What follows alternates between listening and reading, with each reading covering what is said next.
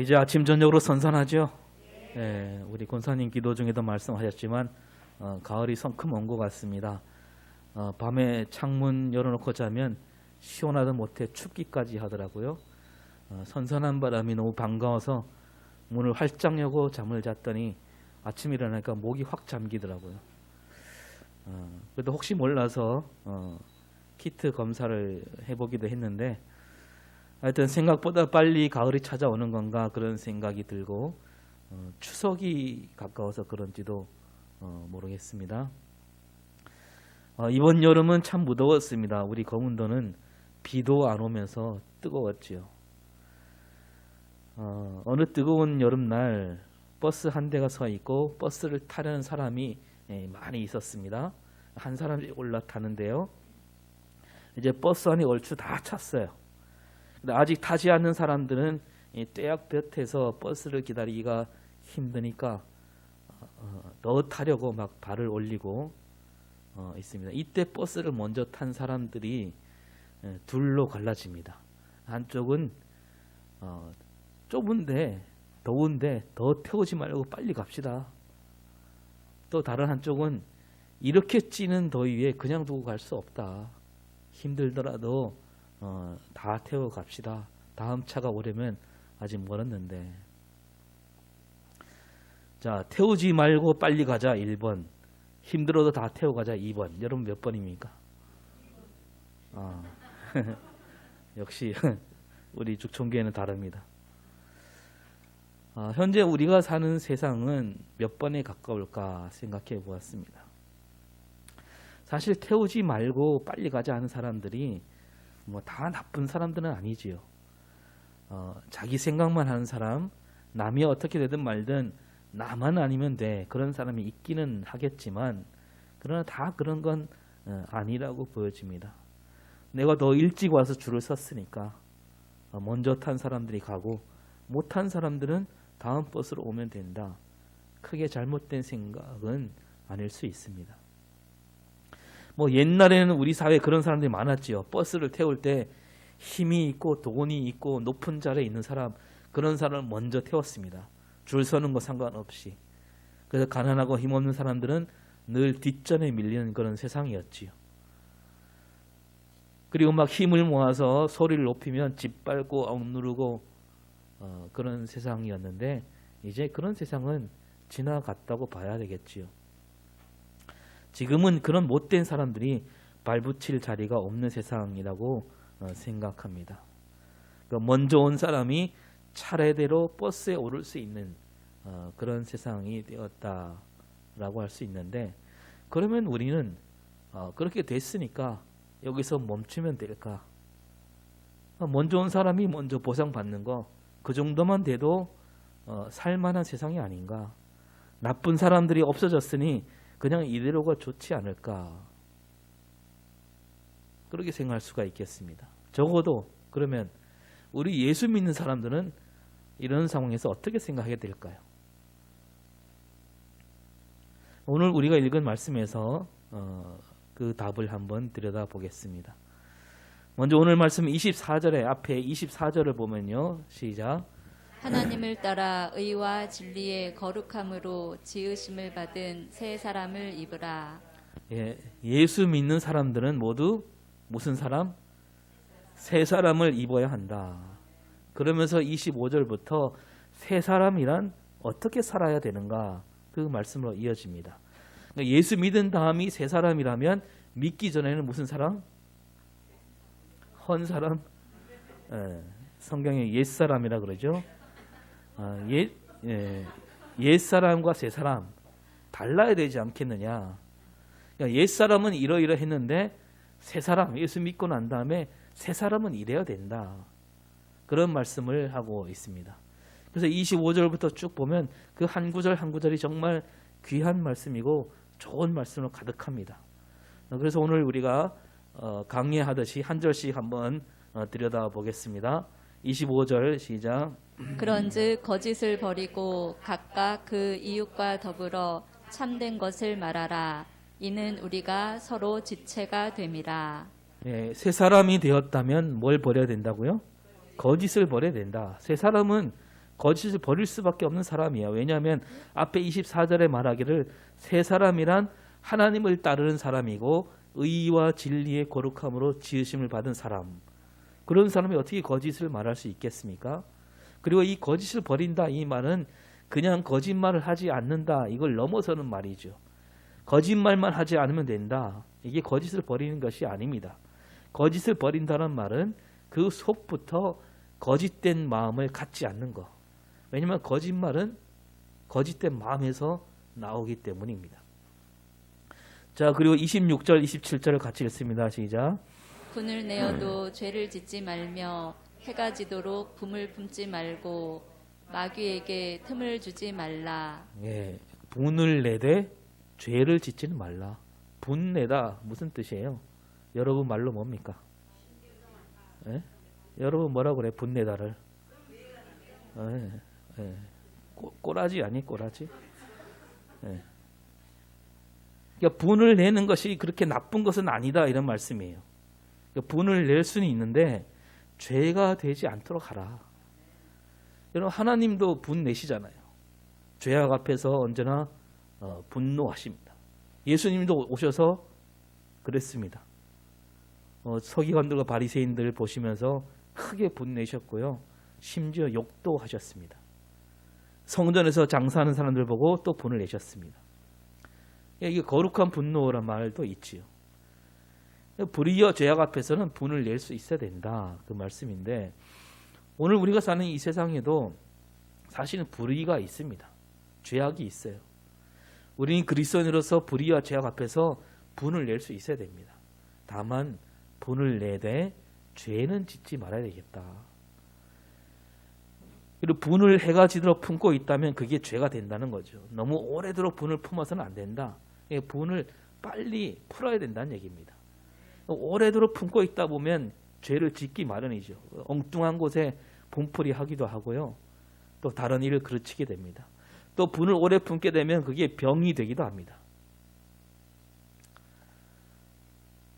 뭔가 좋지 않은 마음이 생기면 바로 풀어낸 것이 좋은 거죠. 속에 있는 것을 다 털어놓고 사는 사람이 병도 없고 더 오래 산다는 그런 조사도 있습니다. 그래서 분을 오래 품지 말라 그랬더니 어떤 사람은 또 바로바로 분풀이 하는 사람들이 있어요. 그럼 자기는 시원하고 좋을지 모르지만 옆에 있는 사람은 그 분을 다 받아내느라고 힘들게 되지요. 때로는 상처가 되기도 합니다.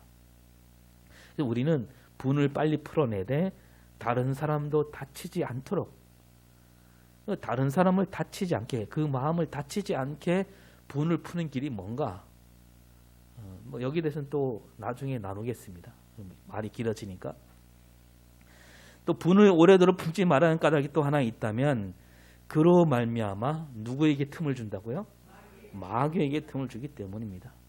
분을 오래 품게 되면 그 마음이 삐뚤어질 수밖에 없습니다. 분이 그 속에 있으니까 늘 그냥 심장이 떨리고 제대로 보이는 게 없어요. 하나님 말씀이 그 안에 들어갈 수가 없는 거죠. 하나님 말씀을 붙잡지 못하면 빈틈이 생기는 거고 그 빈틈에 마귀가 노리게 되는 거죠. 그리고 그 빈틈에 마귀가 들어가면 그 사람은 쉽게 무너집니다. 마귀는 분을 품고 있는 사람으로 하여서 다른 사람을 해치게 만들잖아요. 다른 사람을 해치다 보면 자기 인격도 망가지고 자기밖에 아무도 안 보이게 됩니다. 다른 사람이 안 보이게 되니까 함께 모이기가 힘든 사람이 되고 함께 모이지 못한다면 그 사람은 우리 기독교 신앙을 가진 사람이라고 하기가 어려운 거죠. 마귀가 바로 그걸 노리고 있는 거예요. 분을 이용해 갖고 그 사람을 함께 모이지 못하게, 나만 잘났다. 우리는 마귀에게 틈을 줘서는 안 되는 거죠. 빈틈을 주지 않으려면 날마다 우리가 말씀으로 우리를 잘 살피고 또 보듬어야 됩니다. 분을 전혀 내지 않고 살아갈 수 없지만 분을 내더라도 우리가 하나님 뜻에 맞춰서 분을 내는 그리고 오래 품지 않도록 힘쓰는 우리가 될 수 있어야 되겠습니다. 28절에는 시작. 도둑질을 하는 자는 다시 도둑질하지 말고 돌이켜 가난한 자에게 구제할 수 있도록 자기 손으로 수고하여 선한 일을 하라. 네, 그 시대에는 도둑질하는 일들이 많았는가 봅니다. 더구나 하나님을 믿지 않을 때는 뭐 아무 거리낌이 없이 남의 것을 훔치는 일삼았던 거죠. 하지만 이제 그리스도를 믿는 사람이 되고 새 사람이 되었으니 다시는 도둑질하지 말라. 그리고 더 나아가서 가난한 자를 구제하라 그럽니다. 도둑질하던 사람이 예수를 믿고 도둑질만 하지 않으면 그것으로 다 된 것이 아니라 더 나아가서 다른 사람을 도울 수 있는, 내가 수고해서 얻은 걸 갖고 다른 사람을 도울 수 있어야 된다. 도둑질만 그친다고 해서 새 사람이 될 수 없는 거죠. 도둑질을 그칠 뿐 아니라 돕는 사람, 수고하고 선한 일에 힘쓰는 사람이 되어야 된다는 말씀이죠. 자, 29절을 볼까요? 시작. 무릇 더러운 말은 너희 입 밖에도 내지 말고 오직 덕을 세우는데 소용되는 대로 선한 말을 하여 듣는 자들에게 은혜를 끼치게 하라. 예, 더러운 말을 하지 말고 무슨 말? 선한 말을 하라. 더러운 말은 입 밖에도 내지 말라. 더러운 말은 생각도 하지 말라는 뜻이에요. 여러분, 사람을 더럽게 하는 게 뭡니까? 들어가는 게 아니라 입에서 나오는 것이라고 말씀하셨습니다. 이 더러운 말을 내뱉게 되면 그 말은 그 사람을 더러운 사람으로 만들게 되고, 더러운 말을 한 사람은 스스로 더럽게 만들고 그 듣는 사람들에게도 또한 힘겹게 만듭니다. 더구나 교회 안에서 이 더러운 말이 나오게 되면요, 그 교회는 엉망이 됩니다. 더러움이 가득하게 되면 하나가 될 수 없지요. 여러분, 이 더러운 말이라는 것은 뭐냐면 뭐 심한 욕 그런 걸 얘기하는 게 아니에요. 더러운 말은 어떤 다른 속셈을 가진 말을 얘기하는 거예요.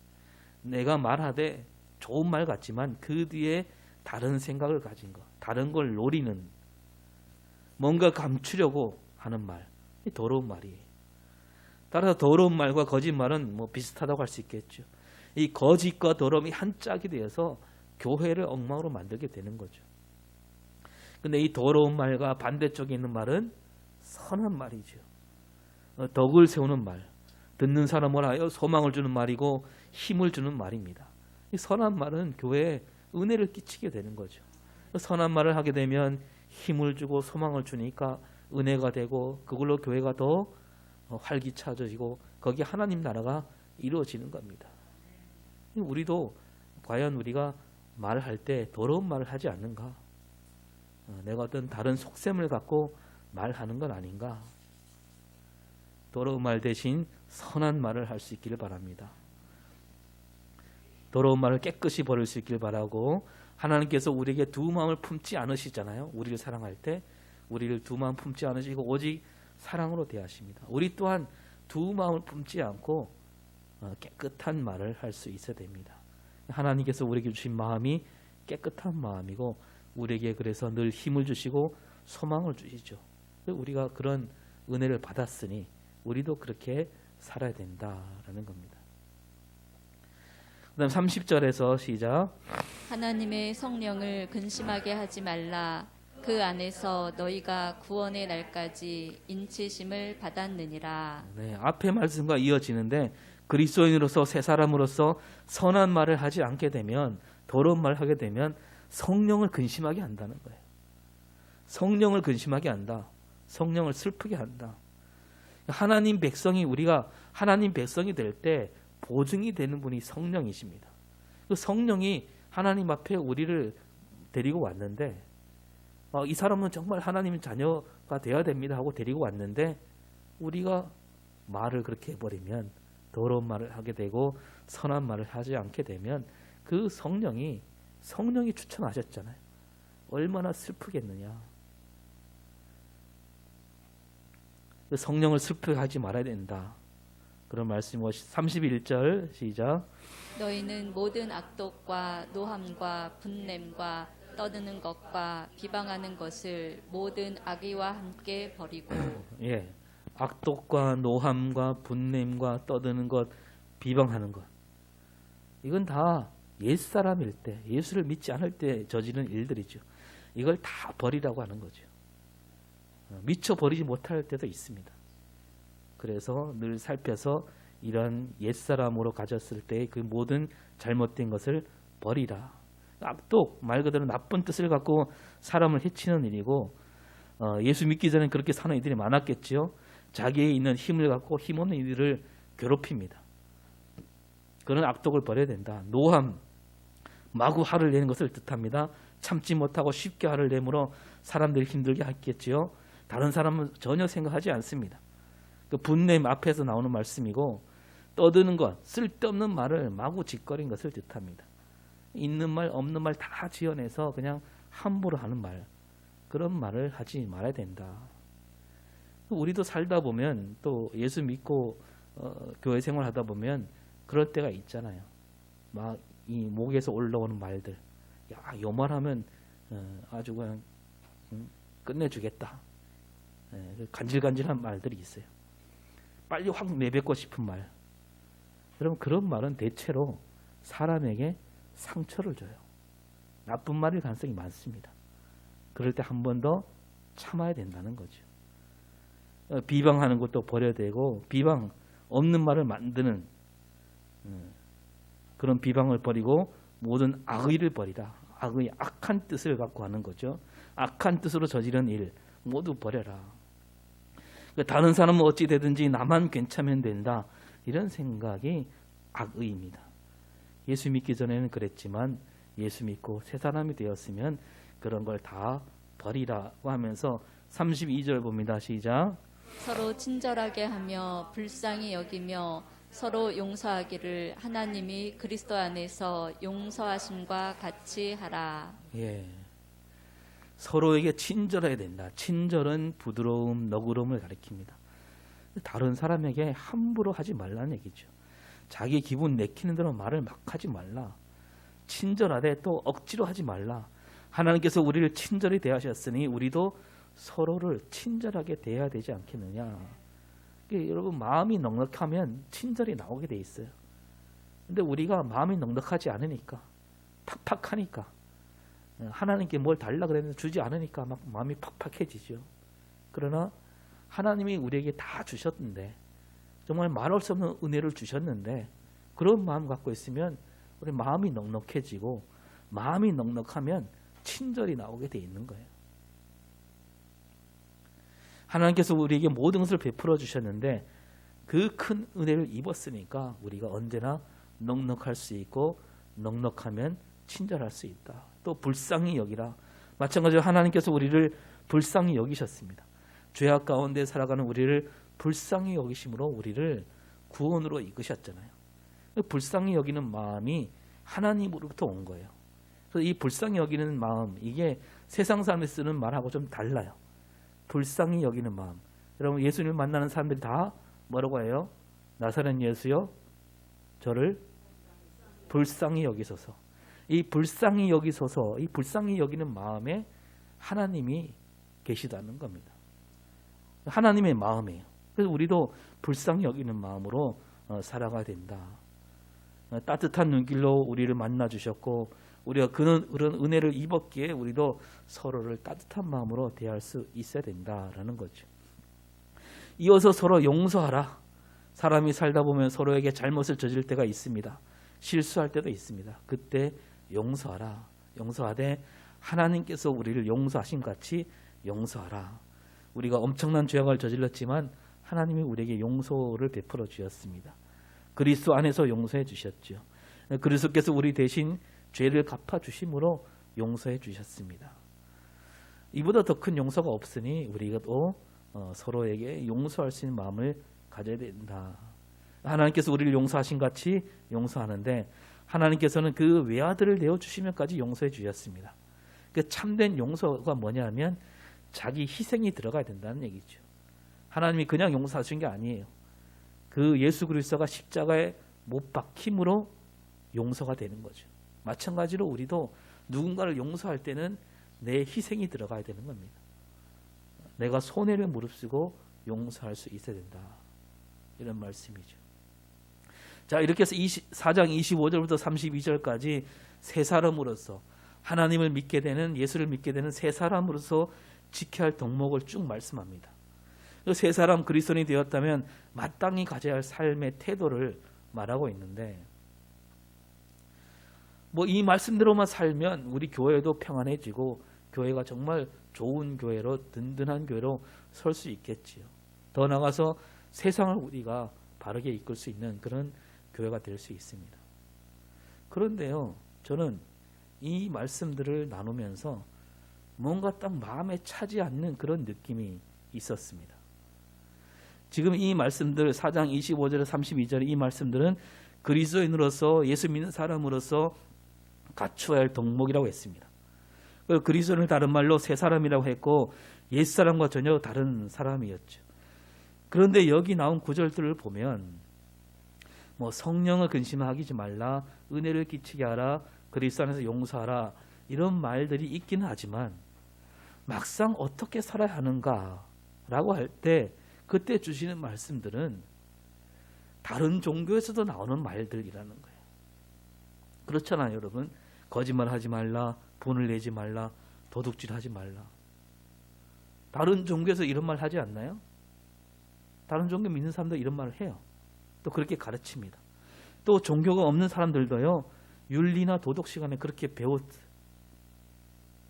그러니까 예수 믿지 않아도 그러니까 새 사람이 아니어도 얼마든지 착하게 바르게 살아야 된다.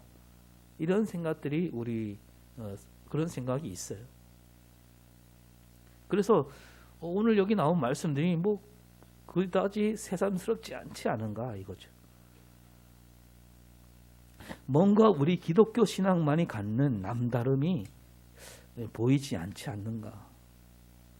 여기서 주시는 말씀들이 다 귀하고 좋은 말씀이긴 하지만 적어도 우리가 예수 믿는 사람, 새 사람이라면 세상이 결코 따라할 수 없는 높은 수준에 이르는 그런 우리 삶이 되어야 되지 않겠는가라는 거죠.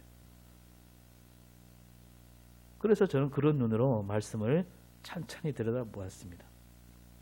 그랬더니 이 사도 바울 선생이 저의 그런 마음을 알고 5장에 그런 말씀을 하고 있습니다. 바울은 5장으로 넘어가면서 다른 종교나 세상에서 결코 있을 수 없는 말, 없는 말, 그런 원리를 말씀하고 있습니다. 5장 1절 시작. 그러므로 사랑을 받는 자녀같이 너희는 하나님을 본받는 자가 되고. 예, 누구를 본받는다고요? 하나님을 본받는 자가 되어야 된다. 놀라운 말씀 아니에요? 이거는 세상에서 없는 말이에요. 어느 종교에도 없는 말이에요. 하나님을 본받는 자, 이 말은 옛날 구약시대도 있을 수 없는 말이었어요. 오랜 세월 함부로 할 수 없는 말이었죠. 구약시대 내내 이스라엘 백성들은 하나님을 본받는다는 것이 있을 수 없는 일이었죠. 하나님께 가까이 가기도 어려운 그런 시절 아니었습니까? 하나님을 만난다는 거 꿈에도 있을 수 없는 일입니다. 그래서 지금 바울은 뭐라고 하냐면 하나님을 본받는 자가 되어라. 이것은 사실은 생각조차 하지 못했던 일이고 설사 하나님을 본받는다 하더라도 어떻게 사람이 하나님을 본받을 수 있겠습니까? 정말 어렵고 힘든 일 아닌가요? 그런데도 바울은 하나님을 본받는 자가 되어라. 우리가 하나님과 그만큼 가깝다는 얘기잖아요. 여러분, 자녀가 부모를 닮게 되어 있죠. 하나님과 우리 사이는 사랑으로 맺은 사이입니다. 따라서 하나님과 우리는 자녀가 되었고 우리는 하나님을 본받을 수 있는 그런 사람이 되었다는 겁니다. 따라서 그저 거짓말하지 않고 분을 내지 않고 더러운 말 하지 않고 가난한 사람을 도와야 된다, 그런 뜻이 아니라 앞에 있는 모든 말은 뭐냐면 우리는 하나님을 본받는 사람이어야 하기에, 우리는 하나님을 본받는 사람이기 때문에, 우리는 하나님께 사랑받는 자녀이기 때문에 그렇게 살아야 된다는 겁니다. 차원이 다른 거예요. 2절에서 뭐라고 합니까? 시작. 그리스도께서 너희를 사랑하신 것 같이 너희도 사랑 가운데서 행하라. 그는 우리를 위하여 자신을 버리사 향기로운 제물과 희생 제물로 하나님께 드리셨느니라. 1절 말씀은 좀 더 풀어서 말씀해주고 있죠. 하나님을 본받는 삶이 뭐냐면 예수님처럼 사는 삶이에요. 예수님이 사는 삶은 뭐예요? 살았던 삶은 자기를 버리고 자기를 향기로운 제물로 드리는, 희생 제물로 드린 삶. 왜 그랬어요? 예수님이 사랑하기 때문에, 우리를 사랑하기 때문에. 그리스도께서 우리를 사랑하신 것 같이 너희도 사랑 가운데서 행하라. 예수님이 하신 모든 일은 다 사랑으로 하신 일이잖아요. 예수님이 하신 말씀도 다 사랑이 가득한 말씀이었고, 또 예수님이 병 고친 것도 다 사랑으로 하신 일이고, 사랑 없이 하신 일은 하나도 없습니다. 바울은 이 에베소 교회 교인들에게 이렇게 그리스도처럼, 그리스도를 본받아서 사랑하라. 그것이 하나님을 본받는 삶이다. 예수님도 그런 말씀하십니다. 요한복음 13장 34절 시작. 새 계명을 너희에게 주노니 서로 사랑하라. 내가 너희를 사랑한 것 같이 너희도 서로 사랑하라. 하나님을 본받는 길은 바로 사랑이다. 그런 말씀이에요. 우리가 새 사람이 되었다 그랬잖아요. 새 사람이란 말은 하나님 자녀라는 말과 같은 말이에요. 여러분, 우리가 어떻게 하나님 자녀가 되었습니까? 우연히 하나님께서 우리를 깊이 사랑하셔서 우리를 자녀로 삼아 주셨습니다. 새 사람은 다 예수를 믿는 사람들이고, 예수를 믿는다면 그 사랑받는 자녀답게 예수님이 가신 길로 가야 된다는 겁니다. 예수님이 가신 길은 한마디로 사랑이 가득한 길이에요. 그래서 앞에 나온 말씀, 우리가 왜 거짓말을 하지 말아야 됩니까? 왜 거짓말을 하지 말아야 돼요? 사랑하기 때문에, 하나님을 사랑하고 이웃을 사랑하기 때문에 거짓말하지 않는 거예요. 우리가 왜 분을 내어도 죄를 짓지 말아야 됩니까? 사랑하기 때문이에요.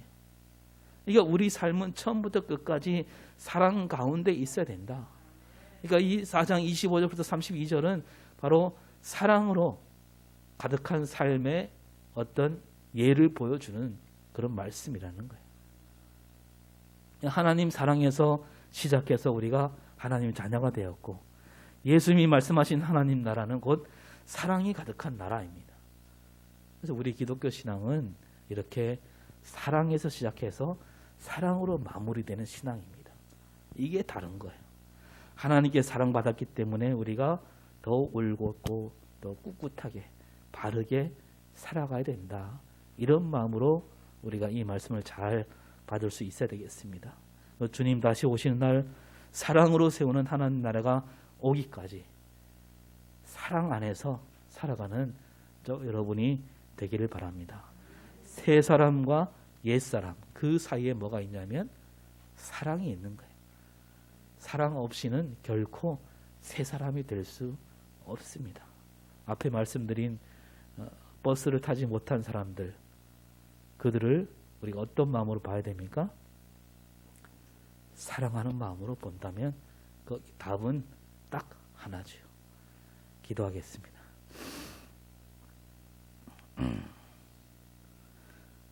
하나님, 우리는 하나님 사랑으로 하나님 자녀가 되었습니다. 사랑받는 자녀답게 언제나 사랑으로 살아가는 사랑이 가득한 삶을 살게 하여 주시옵소서. 무엇을 하든지 어디에 있든지 먼저 사랑을 앞세우며 사랑으로 마무리하는 우리 삶이 되게 하시고 하나님 나라를 이루어가는 데 크게 쓰임받는 저희가 되게 하여 주시옵소서. 감사드리며 예수님 이름으로 기도합니다. 아멘.